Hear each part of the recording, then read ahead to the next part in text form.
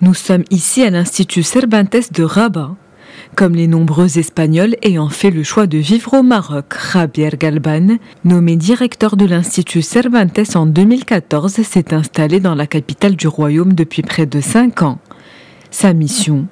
Améliorer le positionnement de la langue espagnole en Afrique, avec comme objectif faire de l'Institut Cervantes une référence pour tous les Marocains désireux d'apprendre l'espagnol. L'espagnol, c'est une langue utile, pas seulement pour le plaisir d'apprendre une langue, aussi c'est important ça, mais aussi parce que ça devient inutile pour sa vie laborale pour sa profession, etc. etc. L'Espagne, c'est le premier partenaire commercial du Maroc, alors les opportunités de travailler dans des entreprises marocaines qui ont des relations avec les Espagnols ou des entreprises espagnoles qui sont au Maroc, c'est important. Issu d'une formation en architecture, Javier Galban est diplômé de l'École technique supérieure d'architecture à Madrid. Il a exercé pendant plusieurs années en tant qu'architecte. Entre 2012 et 2014, il fut nommé directeur du cabinet technique du secrétariat général de l'Institut Cervantes de Madrid avant d'être nommé à Rabat.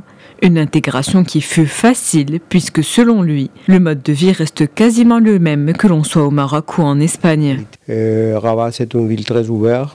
Et le Maroc est un pays toujours ouvert à l'étranger.